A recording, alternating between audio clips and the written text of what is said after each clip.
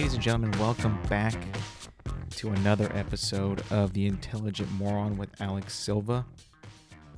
New year. First episode of the new year in 2025. Feels wild. 2025, an odd number.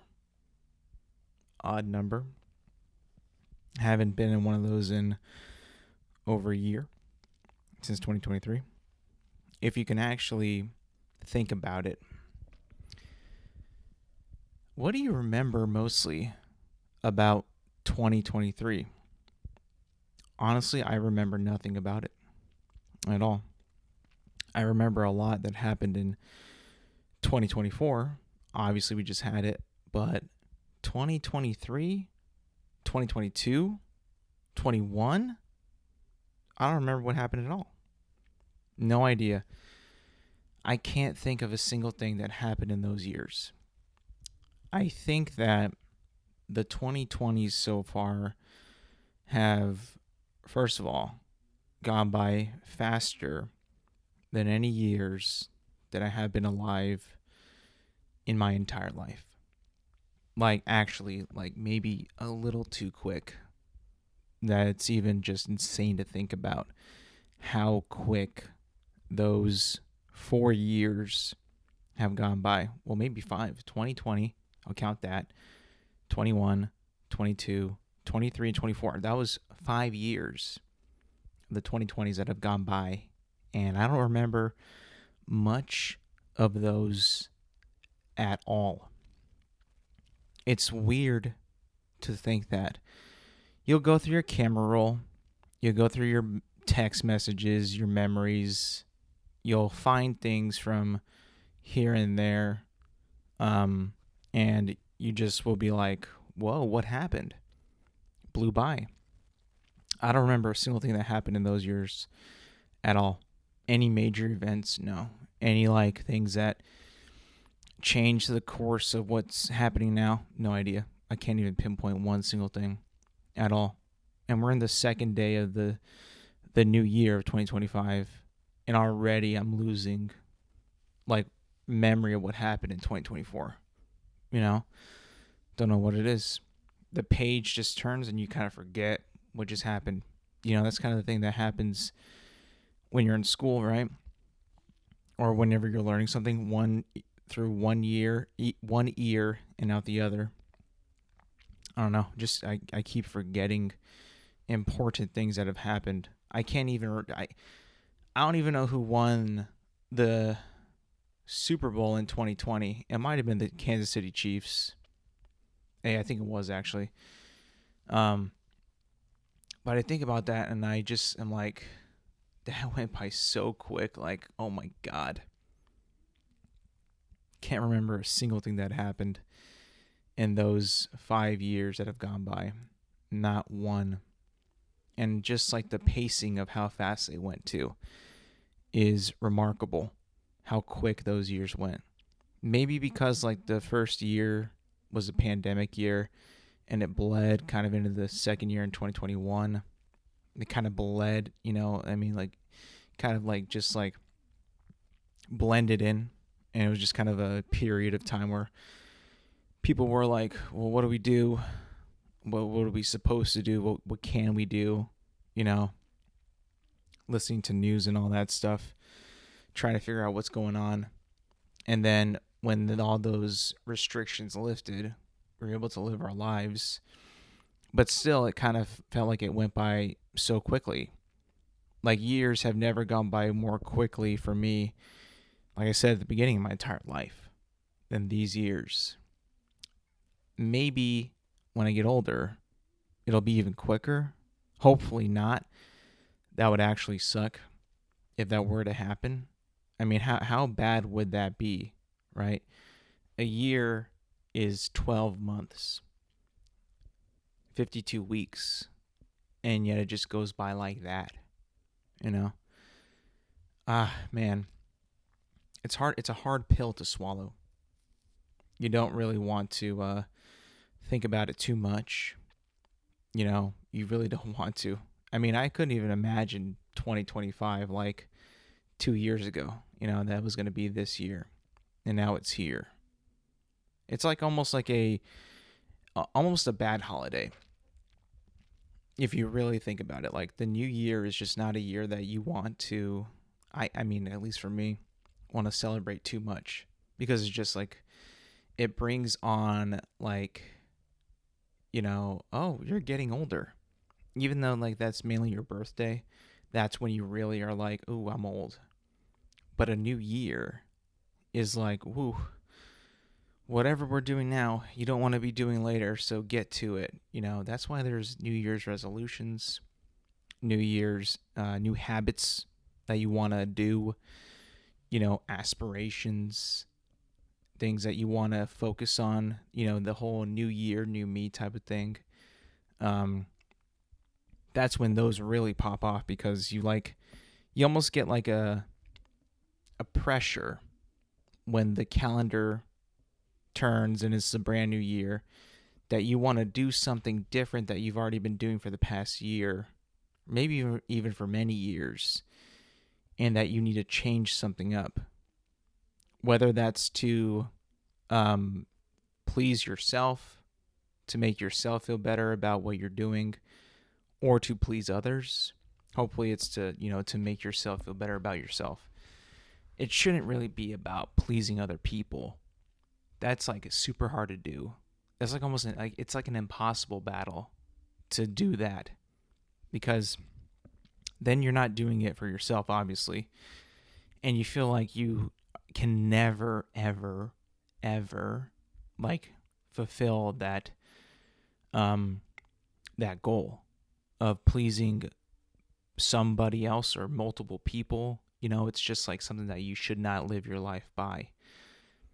At least that's the way I see it. Live your life for yourself, not for others. Because when you do that, when you're living it for somebody else, you never feel accomplished. You never feel that you're making any progress, because you're always like, I need to be better for these people or for this person, and you forget about yourself. And then you're like, well, am I happy with what I'm doing? Am I taking care of myself in the, in sacrifice of taking care of others? How am I doing? How am I feeling? Am I reaching my goals? Right? But that's kind of the nature that we live in. As people, as human beings, we want to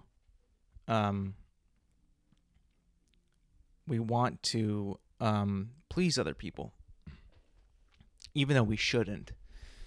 That shouldn't be something that is our main goal in life, is to please other people. But when we please other people, it brings attention to us.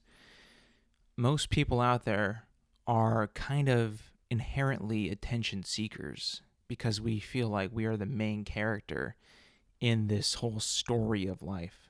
Like, I'm one person, right, of like 7 billion plus people that live on Earth, right? I'm just one man. That is all I am. Yet I feel like I am the main character in this story of Earth. I feel like I'm the main guy. I feel like I am the Luke Skywalker. I am, the Aragorn, the Paul Atreides. I feel like I'm the guy. That's how everybody feels right now, living on this planet in their lives today. Everybody feels like they're the main guy. So we feel like that we have the ultimate responsibility to do whatever is best for the people around us and yourselves. But if you're not selfish, right? And a lot of people are selfish, but there's a lot of people that are not selfish.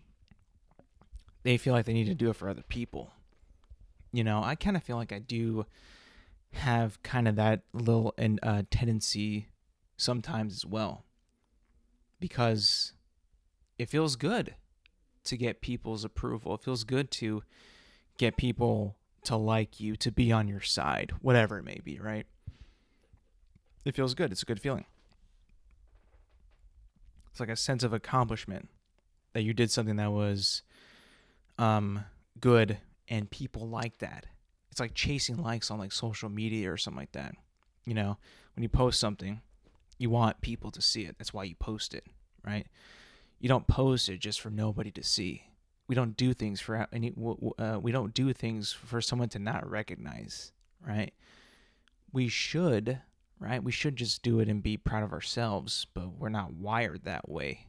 We need people to see what we did and see how we did it, what we used to do it, how, was it easy? Was it hard? Did it take a lot of people to do it? Was it just you? Were you being a lone wolf? Or did you have people help you out? And I do feel like us as people, we just are biologically wired that way. It's so weird. Like, us as human beings, how we have gone through the millennium of evolution, right? From like caveman to like Neanderthals to modern day humans, right? I mean, cavemen and Neanderthals might be the same thing. I don't know. But we have so many different traits to us that other animals don't do. We are a social species, much like a lot of animals out there that are socially active with other members of their species. We talk amongst each other. We do group projects, work together, fight wars together, read books together. We do a bunch of things together, but also we have the capability and the ability to do things solo and be by ourselves. Now, I would say that we don't thrive by ourselves. I think that we as a species need other humans to survive. I mean, that is kind of how we, our species grew. We have families. We don't just kind of stick around and do nothing. We have families. And a family genuinely makes the person happier, which is a good thing. And it makes us prosper more as a species when you're with other people. And then it's not just your immediate family, but like extended family, relatives, friends even. We're a social species, but we can do both. We can be solo and we can do both. But genuinely, I think that us as a human species, we thrive more with other humans, which is great. I think that we are just one of the many, many other species out there that thrive with other members of their species, like a wolf, right? A wolf is a pack hunter, and it thrives with other wolves. Like, it needs other wolves for their species to survive. It's like necessary. Like, there's no, like, you don't see wolves like being by themselves ever. You always see them in packs. That's how they operate. That's how they're social. That's how they hunt. That's how they survive, right? And then you look at something like a bear, like a grizzly bear. You don't see like packs of grizzly bears like going around like wolves hunting, for food. You never see that. You always see the wolf by itself, or the bear rather by itself. You just see it by himself. Maybe you'll see a mama bear with her cubs, but like there's like no mom and dad bear with their cubs. That's like never ever seen, ever. It's always like the male bear is a lone survivor. Like, that's it. Like, which is weird, to think that some of these animals are just like wired different from others. And then the mama bear will, obviously raise the cubs enough to where they can be on their own. And then they just forget about the cubs and then just wander away. And then the male bear, the father of those cubs, is just kind of out there, surviving by himself. You never really think that the bear is like an animal that just completely, at least a male bear, neglects like social, activity or like need that. Like, it just survives on its own. I never really thought that was, something that was possible, but it is apparently, you know. And then you look at other animals like dolphins, whales, um, deer, bison. All those animals, usually are, social animals that need others to survive, right?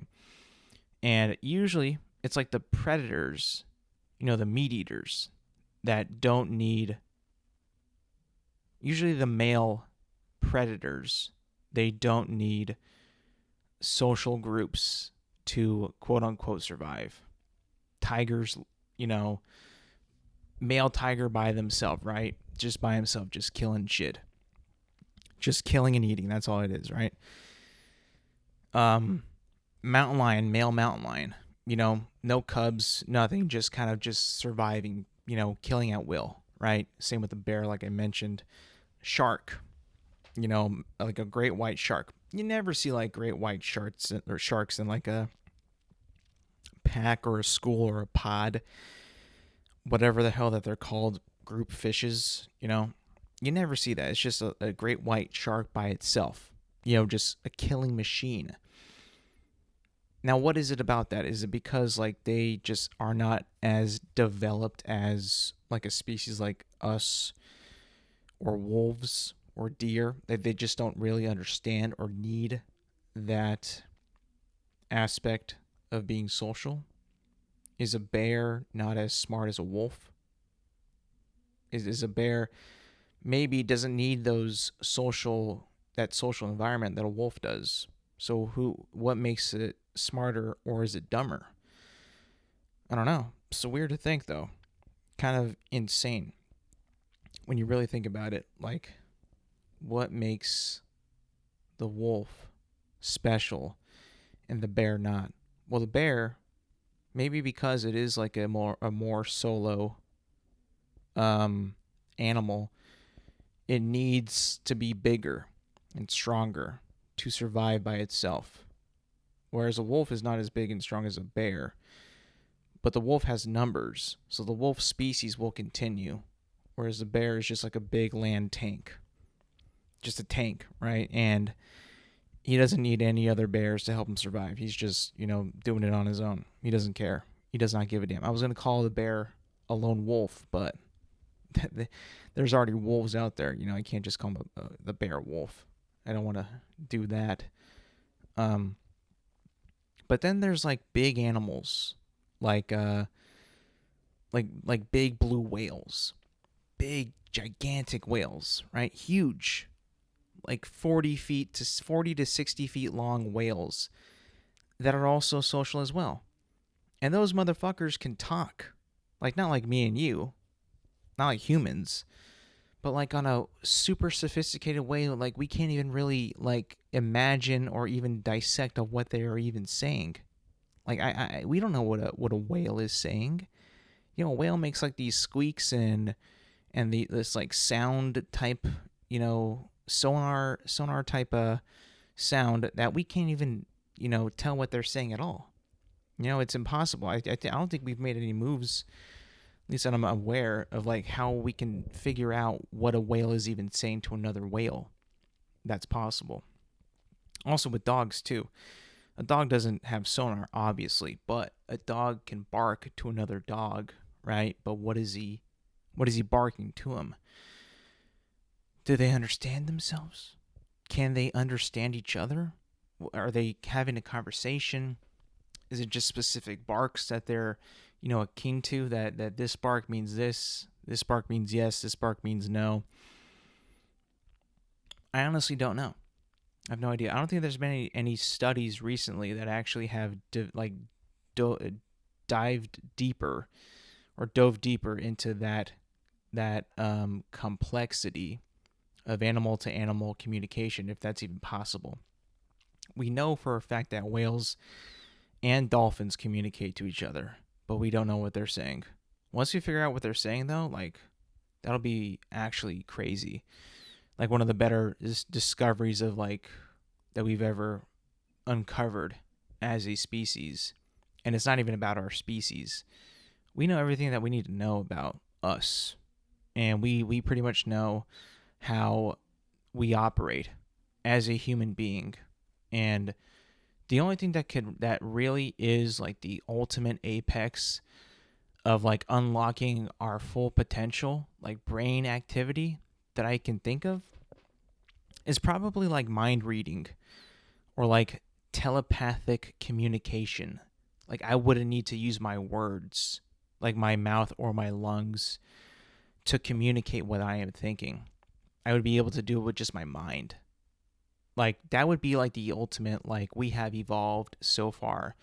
We no longer need our mouths and our the air from our lungs to communicate what we are thinking, what we want the other person to know about us, or what we want to tell them.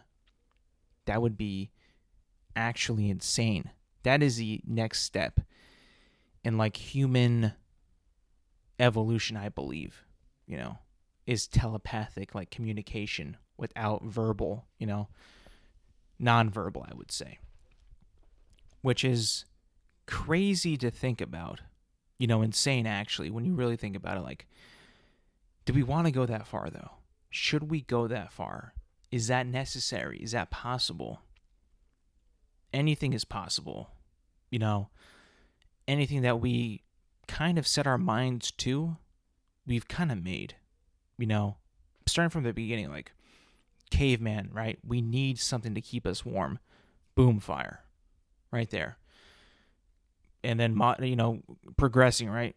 Caveman, we need something to drag our goods and services from our horse or mule or whatever. Boom, wheel, right there. Oh, we need something what is it to make things faster, easier, and using less people. Boom, steam engine. Oh, we need something that doesn't require a fire to keep light so I can see what I'm reading or writing. Boom, light bulb. We have pretty much conquered every like physical obstacle that we have in our modern day lives. We've conquered it. We're almost at the very, very, very tippy top, right? Oh, I need to get to from California to Los Angeles to Las Vegas in like an hour. Boom, airplane. Already been invented for like about 40, 50, 60 years, right? Commercial airplanes, right? Oh, I want to, I want to be able to, call my buddy from one place in another state and him answer all the way across the country. Boom, satellite, communication towers, cell towers. All that was just created because we saw the obstacle in the physical three-dimensional world. And we said, all right, we'll make something that can make this easier. And we've done that ever since. Everything that we can see and touch that is an obstacle, we have pretty much created a solution to that. And ever since, there isn't really much that we can't overcome as a modern day problem that we've already created the solution to, right? We're pretty much good. We're solid. We don't need to create anymore. That's because whatever other problems we have, we probably can't. It's because we can't see it. We can't see them. It's getting a little wild, but just hear me out. I think ultimately, when you think about it, right, we have conquered every single problem that we can see that proposes an immediate like problem and solution to our day-to-day lives. We've conquered everything. And as we have conquered it, our brain has conditioned and adapted to, we have already done everything pretty much that we can see that's a problem. So we don't need to progress anymore. That we don't need to keep on learning. That we don't need to keep striving for easier ways to live our lives, right? and which, is good and bad, right? It's good because we as people have never been safer than we are right now. I mean, we're at the top of the food chain. We don't have to worry about bears or wolves or, other animals coming in to take over. We don't have to worry about chimpanzees uprising and wiping out human colonies or human cities or, towns. We don't have to worry about any of that at all. We are it. There is no immediate threat to our species. We've reached the apex. We're the kings of the planet, right? I mean, that's how I view it. You know how I was saying before, you always think of yourself as the main character. You always think of yourself as Luke Skywalker. Well, it's hard to not think that when you literally are like the number one species on the planet. We are it. And as far as like me and you who know, like I'm 31. All I've known my entire life is luxury. I mean, and I don't mean like luxury like I'm rich, right? Like I don't live in a mansion, but I've never had to build a fire to keep myself warm, and that's my way of living. I've never had to hunt to eat. I've never had to farm my own little farm area to have a salad. I've never had to, have chickens so I could have eggs. I just go to the store. I just turn on the I flip the switch and boom, I have lights, or I push a button and I have heat or AC, whatever. It doesn't matter. Never been in a struggle. Never had that. So I think to myself, I've made it. I am the king of the world. Not necessarily like I have power or I have authority, but I am like the one. There is no one higher than me. Like humanity, like human beings, like we are the ones, I just think that it's just it's a crazy point of view as a human. Everything on this planet is lesser than us. Everything else is lesser than us. There is no other species of human or subhuman or alien that lives among us that we know of. There's no like other species that outdoes us at certain things that we can already do, that we're already the best at, right? That have the brain capacity to go up against us, right? Like if I race a gorilla, right? Like we do like a 40-meter dash, me versus a gorilla. I'll win that race because I know that it's a race. I know that it's a competition. I know that I have to beat the gorilla to win the race. I have to finish faster than the gorilla. The gorilla doesn't even know that it's in a race. You could tell him you're in a race. You could dress him up in like an outfit for a race. You could train him for so many, hours. He's not even going to know that he's doing a race. He has no idea. He's going to start that race. The gun's going to go off. I'm going to sprint. He's probably going to be scared and not do anything. We are it. We are the ones. No, actually, like there is nothing on this planet that even challenges us for dominance of this world. Crazy to think about that, man. That's a crazy thing to think. Crazy. There's movies out there, like the Planet of the Apes movies, that go against that challenge that, and the new ones especially, right? When that virus hits humanity and they all get sick and die, and meanwhile the apes are getting smarter. They're evolving. They're becoming more like human. They walk upright. They speak perfect English now. They're much stronger than us. Like they could whoop our ass if we had to fight a chimpanzee.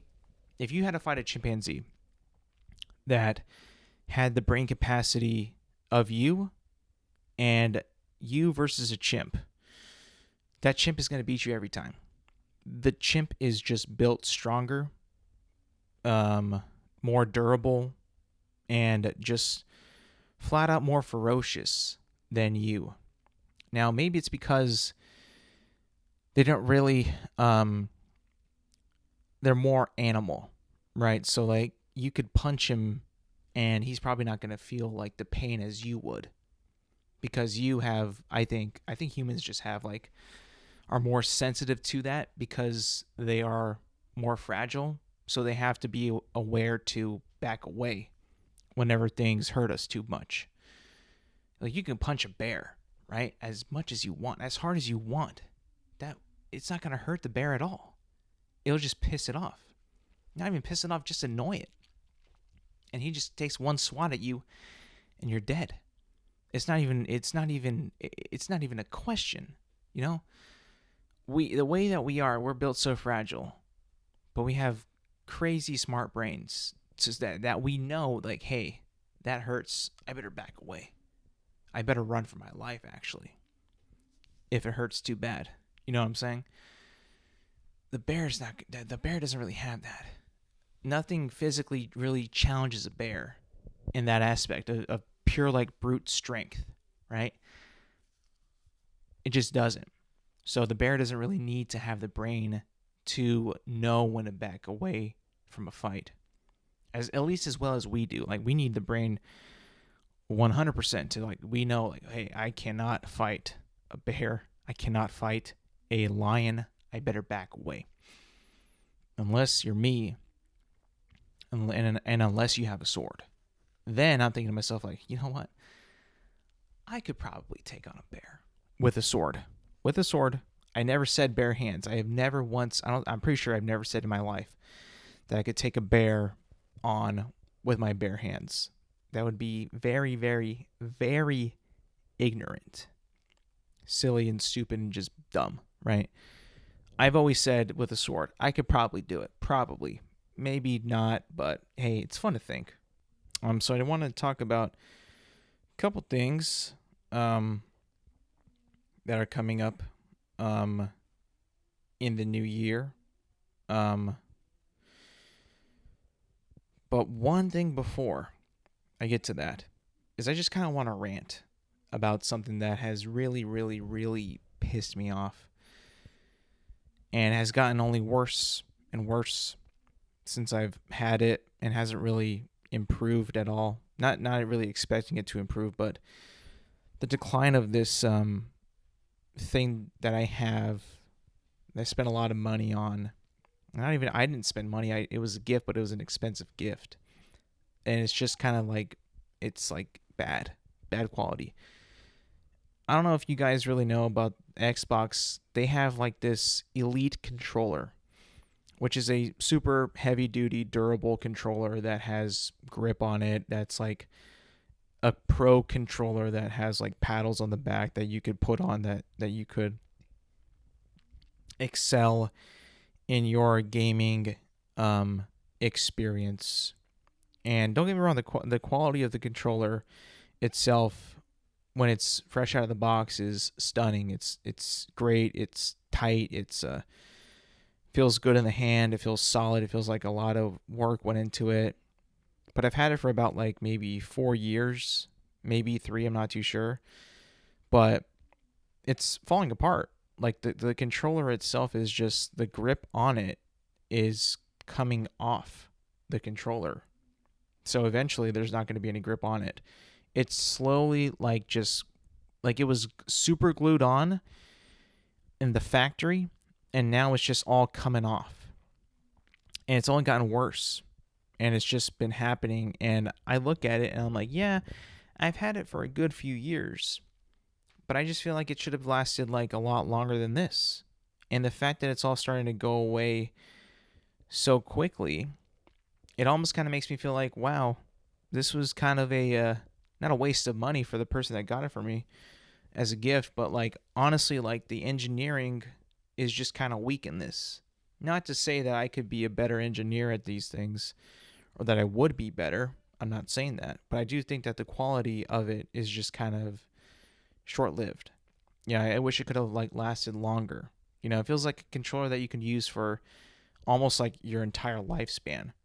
when you bust it out of the box and you look at it, you're like, damn, this quality of build is phenomenal. It's tremendous. The engineers, hats off to these guys, because this is just extraordinary. And it 100% beats out the controllers that they give you in the they give to you in the when you buy the Xbox. It would be, I mean, it's just insane.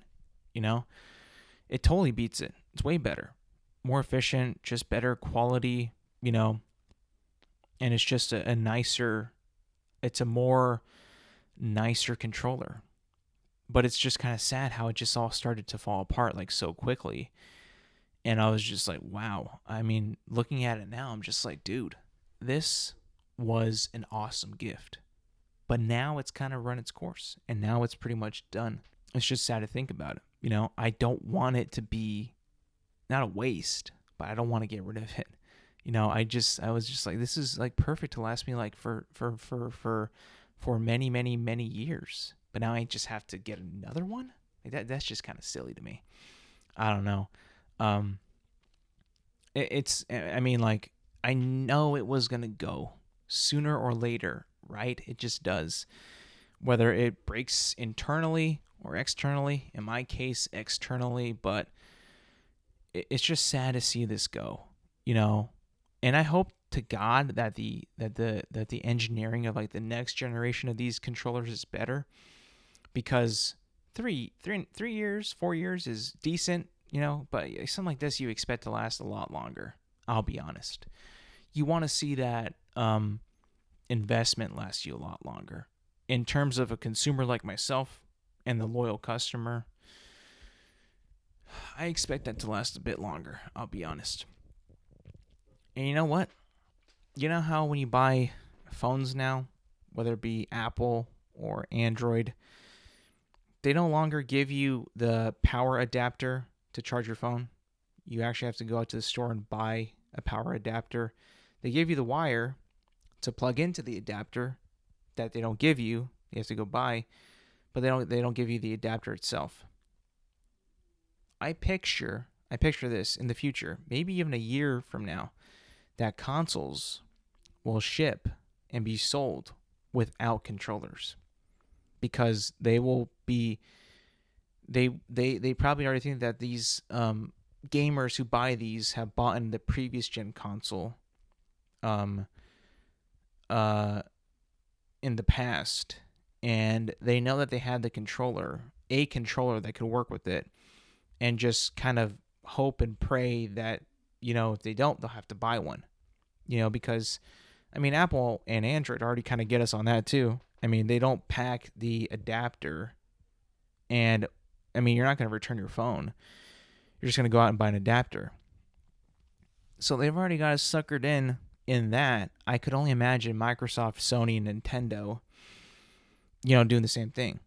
Maybe not in the newest generation of consoles, like a fresh new gen, but if they release like a spin-off, like a slim version, or like maybe a more powerful version, they might take out the controllers. I could see that totally happening. But usually when they do like a first like brand new launch of a new generation of console, they might modify the controller a little bit and put in the new controller. But after that, like if they make a new model, like I said, I could totally see them not putting in the controller, just because like they want to save money as much as they can and still have you pay like the same exact amount for that console. I could totally see that happening. I mean, that would suck to live in that world. Don't get me wrong, it would. It would be actually terrible to live in that world. But, I mean, other companies have done a lot more, criminal things out there. The first thing, in my opinion, was the lack of adapter in the new iPhones. 100%. That was terrible. And a lot of people were upgrading to the new USB Type-Cs and all that, and they still didn't give you an adapter. Unbelievable. Just crazy. Speaking of which, new year, like I mentioned, I'm going to be getting a new phone this year. I'll be getting the, I believe, iPhone 16 Pro Max in the white version. That's like my my go-to one I'm looking at right now, because I have right now the 14 Pro Max, which is still a good phone, very decent. The battery is not as strong as it used to be, but definitely is a good phone. But I just want a new one. I really, really, really want a new one. I think that would be super,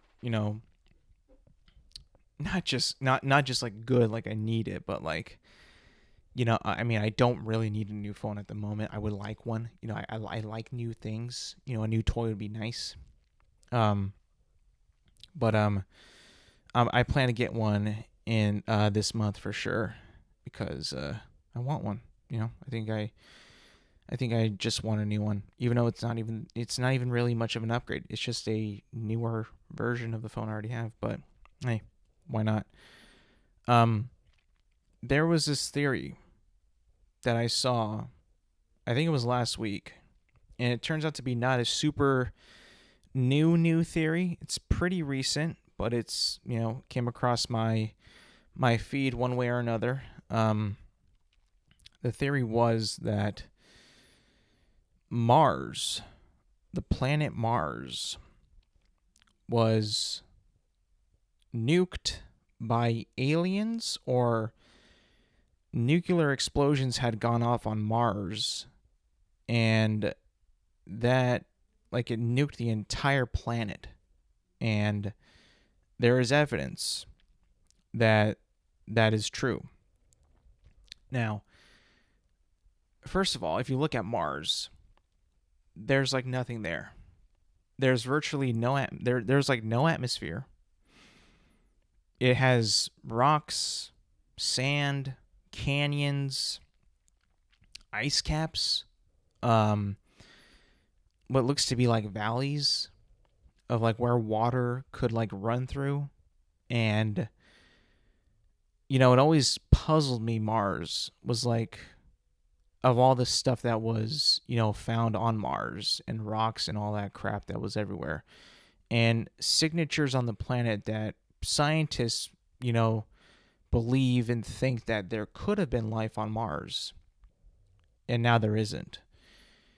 And now recently, well, not super recently, but when I stumbled across this, it was said that an element, I believe it was Xenon 123 or 129, is found on Mars. And we actually have this element on Earth as well. And it was found after nuclear bombs detonated. And Mars has a bunch of it, apparently. So either Mars just blew up, like a big nuclear bomb, like it just blew up, or aliens blew it up, or experimented on Mars, and maybe Mars at one point was a thriving, lush green planet like Earth, and now it's just like a non-atmospheric wasteland of nothing, just like rubble and like ice caps and like, areas of the planet where clearly there used to be water running, flowing, and other things there that like resemble things that are on Earth. I am a fun conspiracy theorist guy. I'm not into serious ones like 9/11 or like other mass horrible events. But if you get me started on aliens or Bigfoot or Nessie, I am all in 100%. And this, man, if aliens blew up Mars, like nuclear bombed it, for whatever reason it may be, maybe testing, maybe there was a threat, maybe, humans were on Mars way back in the day, and they decided, this planet is not going to be the one, let's put them on Earth instead. Blew the fuck out of Mars and put us on Earth. I would like to believe that one more. I'll be honest. That to me is a fun theory. A fun conspiracy theory that would be just crazy. And the fact that, one, we have nuclear bombs, and we have used nuclear bombs, not in the sense of killing in many years, and more in the sense of testing their capabilities, I tend to believe that, a bunch of nuclear bombs could absolutely 100% turn um, Earth into a Mars-like planet for sure. I tend to believe. I'm no scientist, I'm no physicist, I'm no person of high intelligence. I'm a moron. And I think that could have been a possibility that might have happened. You know, I don't think that it would, it's probably not what scientists think or believe, but hey, what do they know that I don't? Unless they have like super classified Mars files that I am just not aware of. This is a new year. A new year brings new conspiracies. A new year brings um new things arising, new things uncovered. Maybe this will spark an interest because I saw this. I mean, this is like an old topic that I saw a couple guys at Barstool talking about last week. But when I did some research and Googled it, it's been a thing for like the past, like for like maybe 6 or 7 years, that this has been like a theory that this could have been the possibility that this could have happened. And now that I'm thinking about it, like that's all I've been really thinking about this entire day since I heard it. And I'm like, dude, what if they were testing the capabilities of these atomic weapons that we now have, that we can if we wanted to blow up the planet. We could many times over, and it would probably turn it like Mars. We could do that. That would be a possibility. It would be a terrible thing to do. Terrible thing to do. And we should not do it at all. 100% not do it. But if we did, oh man, that would be just insane to think about. I mean, it's insane to think about that the aliens blew up Mars in the first place. Maybe they did that so we wouldn't go there. Maybe there's something there that they don't want us to find, and it would take us millions of years to even find, because we don't have the capability to get to Mars in a decent time and to even like explore it thoroughly. I mean, we got like a rover, but that takes like years to find anything. We found a rock that wasn't there, or a different type of rock in the past like 5 years, maybe less time than that. I'm just giving an example, but like nowhere in the time frame that people who are going to be working on it now are still going to be working on it within like 30 years. You know what I'm saying? I mean, I don't know. I think that, it could have been blown up. It could have been an experiment. I know I sound stupid as fuck, but it's kind of fun. Ain't gonna lie. I want it to be real. I just want the existence of aliens to be real. Like, just tell me they're real. It's been a year, close to a year, maybe a couple days off since the Miami Mall incident, where supposedly 10-foot tall beings were seen, and there have been no witness interviews of that event since it happened. There's been no disclosure from anyone who was there of what actually happened. Same with the Las Vegas alien incident too. I think it was last year as well. No, maybe the year before. The Las Vegas alien one. Nothing was disclosed about that either. Nothing. Not one thing. And I'm like, what do they not want us to know? Like, what's going on? Maybe when we figure out what it is, we won't be at the top of the food chain. We won't be living such a comfortable life because we know that we're the one. All we got to worry about is other humans attacking us. Other people who might not agree with what we think attack us. I mean, we've been doing that with our entire lives. That's not an unknown problem. That's a well-known problem. That's a problem that we can solve. It's not a good solution. Fighting in a war is terrible. Using violence against other people in masses of people is awful and should be avoided at all times, at all costs. Always avoid it. Always avoid war, right? Always avoid it. Never get into war. But it's not unfamiliar. It's not like it's pardon my pun, it's not alien towards us. It's we already know how to deal with the problem, even though it's not a good solution. We know how to do it. I don't know, but this whole Mars thing is just like the first of, I hope, many conspiracies that people can unearth and hunt the truth for, because that to me is a big one. Like, imagine that aliens nuked Mars for what? What the hell is there? That's been a big question for a long time, is what is on Mars? Why are these signatures of what used to be rivers and canyons and water flow, and now there's nothing? There's not even an atmosphere? Everything is ice? There's rocks and stuff like that? A lot of rocks, which are in like in kind of like in a distortion of like an explosion, sort of, in a way. I don't know. It's just kind of, it's bizarre to think about. The last thing I'll talk about is this big week that's coming up in the NFL. Big week. Week 18 is here. And I have never been more confident as a Rams fan for this Week 18 matchup against the Seahawks. We've already clinched the division. Well, no, we haven't. I think we have the chance to clinch the division this Sunday. And it was totally unexpected from the team that we had, how we were going into.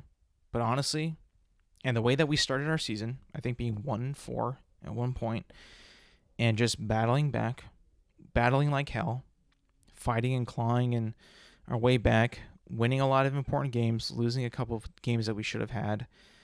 But in a year in review, like the Los Angeles Rams, I mean, like way better than I think anybody has ever expected. You know, if I'm being completely honest. I don't think that anyone really gave us a shot going into the season. Everybody was high on the 49ers and even high on like the Cardinals and maybe some people would say the Seahawks over us as well, but I just feel like, you know, we really have a shot here to beat the Seahawks, to clinch the division and, you know, get like, I don't even think we're not going to be number one seed, obviously, but like, you know, just, you know, be on a roll that we need to be on entering the playoffs. You know, I'm very confident. Can't wait. The game's on Sunday. It's going to be awesome. I have to work on Sunday, but honestly, I might talk to my boss and be like, hey, boss, have you seen this Sunday slate? It's phenomenal. And it's the last week of the NFL season. I don't know, I'm just joking around, but like I might actually kind of throw that out there, like, hey, boss. And it's not just the Rams game that's important. There's a lot of games out there that are extremely important to not, you know, to the respected teams that are in these games. Cleveland, Baltimore. Baltimore needs to win this game. Cincinnati, Pittsburgh. They need to win their game as well. They have to. I mean, the AFC North crown is on the line in these two matchups. Cleveland is out. Cincinnati is fighting for their playoff lives. You know, they like us had a pretty rocky start. We kind of battled back a little bit better, I would say, than they did.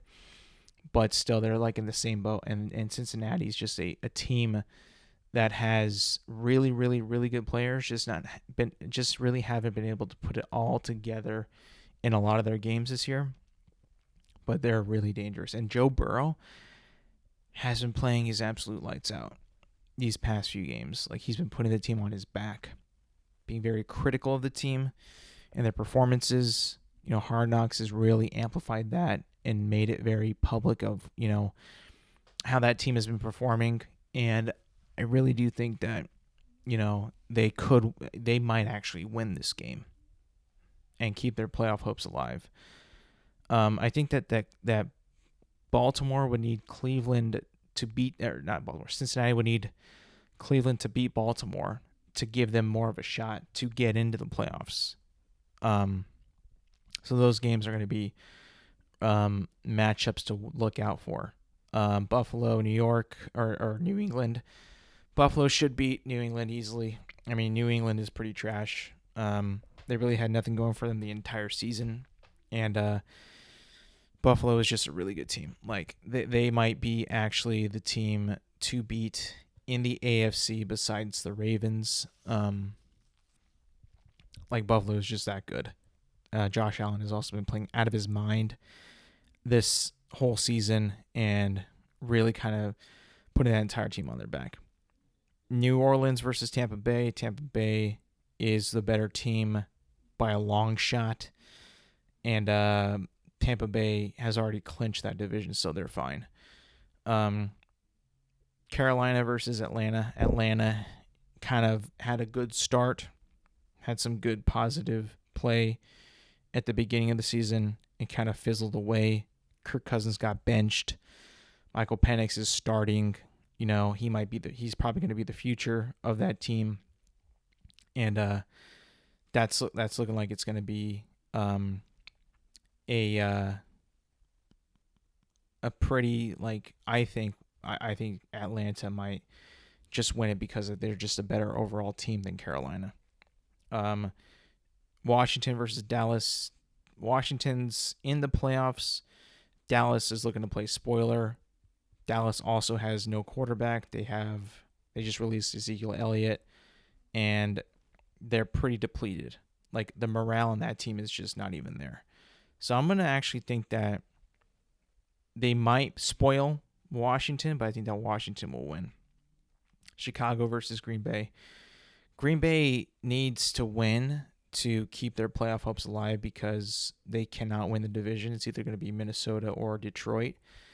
And what a better team to face to pretty much, I don't want to guarantee it, but to get their best shot at getting a win on Sunday than to play the Chicago Bears, who have no identity, who don't know what they are, don't know what they're doing with their quarterback or their players, and truly don't have a plan.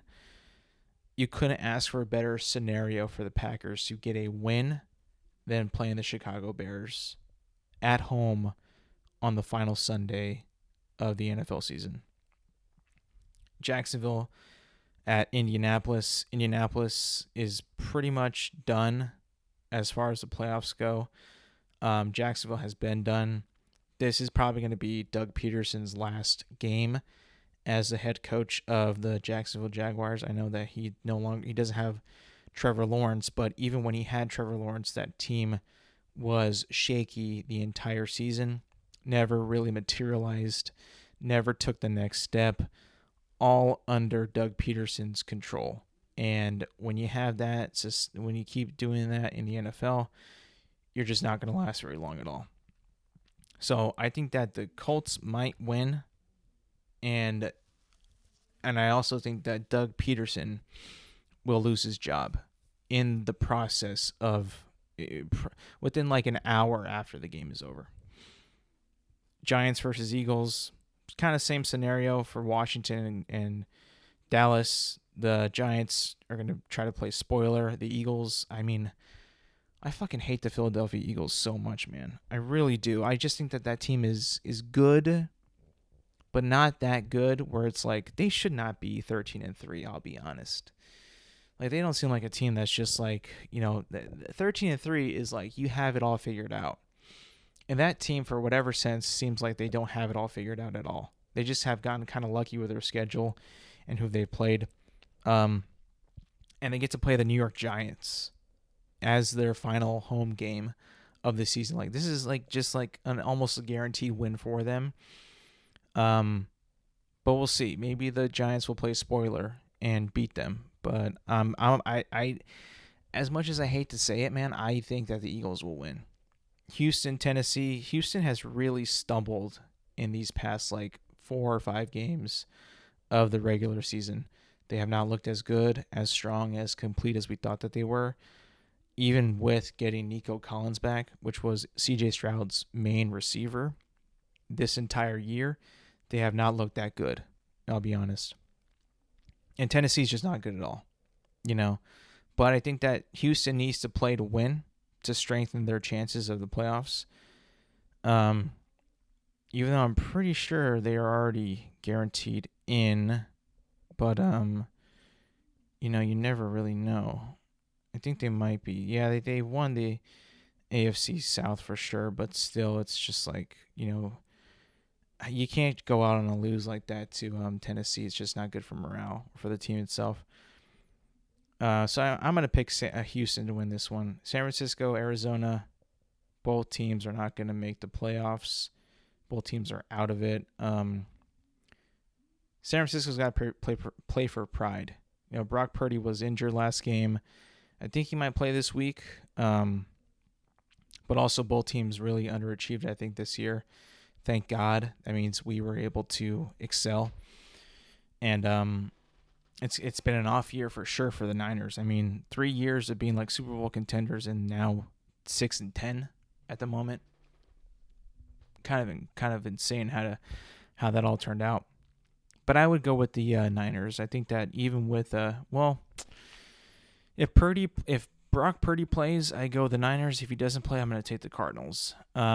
Chargers, Raiders. Chargers are a more better team than Las Vegas. Las Vegas has won 2 games in the past 2 weeks. Not sure why they won those. I mean, they're probably looking at the number 1 pick in the draft. But I'm going to go with the Chargers. I think that their coach is better and they're more of a dialed-in team than the Raiders at the moment. KC, Kansas City versus Denver, another team that is I don't think as good as their record shows. Their record shows 15-1. They don't play football like a 15-1 team. I'll be honest, they really don't. But the record is a record, and they're the overall number 1 seed in the NFL. So I'm gonna go with the Chiefs, even though it's a Broncos home game. The Chiefs always find a way. Miami versus the Jets.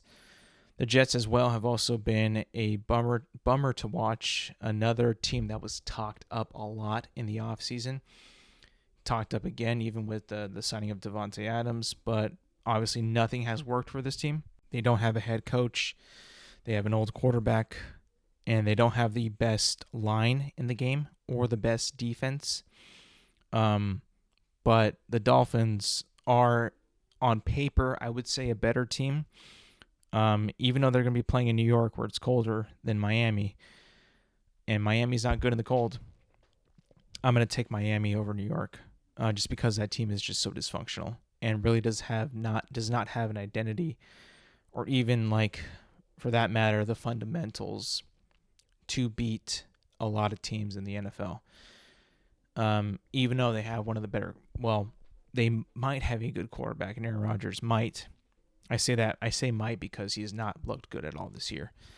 And then the Sunday night game, the finale of the 2024-2025 NFL season, Minnesota versus Detroit. Minnesota might be a better coached team than Detroit. They certainly are doing it with less talent than Detroit. Detroit is like one of the most talented rosters we've ever seen in terms of offense. And Minnesota is still winning games and is 14-2 and does not have as talented as a roster as Detroit does. However, I think in this league, coaching is one thing. Coaching gets you very, very far. It's crucial. It's needed. It separates the good teams from the bad teams. But when it really matters on making plays and who's going to step up, coaching can only go so far with that. That's when the talent steps in. And that's when the more talented players and the more talented teams have the edge. So with that being said, in terms of the quest for the NFC North crown and everything on the line, I'm going to go with the Detroit Lions to win this game. I think that they're both coached very, very well. I would actually give the coaching to the Vikings. I think Kevin O'Connell is a better coach than Dan Campbell. But in the sense of the coaching sway, me leaning towards Minnesota. I think that the actual talent and the talented players and the weapons that they have on Detroit's side is going to win out the game in their favor. And I'm just going to go with Detroit because I think that I think it's a great matchup. Honestly, really good. Ben Johnson on the Lions, Brian Flores on the Vikings, Kevin O'Connell on the Vikings, Dan Campbell on the Lions. I think that the big time players are going to make big time plays, and at the moment, the Lions have more big time players than the Vikings, in my opinion. So I'm going to go with the Lions to win that game and to win the season the season finale of the NFL season, which is already at an end. It's going to be ending this Sunday. I'm truly, truly, truly sad. It was a beautiful year, one that I didn't get to watch most of, which sucks, I'll be honest. But, I was able to be in the zeitgeist and watching some of the games, watching the primetime games, watching, listening to podcasts and to the sports shows and what everybody was saying and voicing my opinion as well. And I was just happy to be a part of it, but I wish I could have watched more of the games. I'll be honest. Farewell, football. You are always a blessing. You're always welcome to stay longer. I wish you would, but then again, also the players need a rest. And I see that as well, and I respect that. So thank you, football, and you will be missed. Anyways, that's going to be it for me today, people. Thank you for listening. Thank you for watching. Remember, you can find this podcast on Apple Podcasts, Spotify, and YouTube at Intelligent Moron with Alex Silva. New episodes drop every Thursday morning. Make sure to like, subscribe, rate, review, and do all that good stuff. And yeah, thank you for listening. Thank you for watching. And I will see you guys next week.